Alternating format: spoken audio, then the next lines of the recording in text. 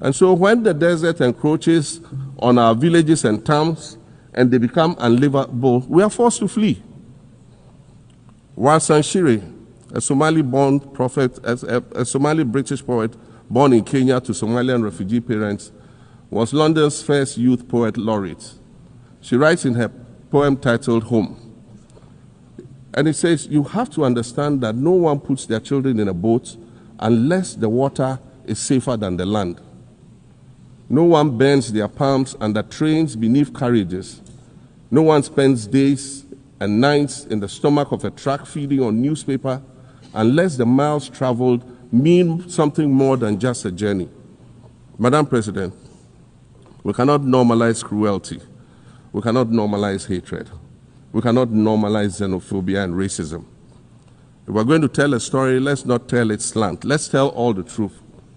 When we speak of migrants, we speak of Mami Ewusi Mensah Frimpong, a judge on the U.S. District Court for the Central District of California. She's the first black female judge on any of California's 4 federal district courts.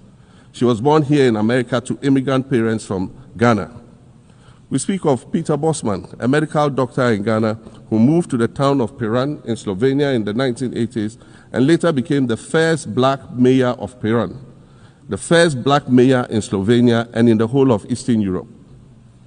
We speak of T. Michael, the iconic Ghanaian Norwegian artist and designer. And of course, we speak of the late Kofi Annan, former United Nations Secretary General.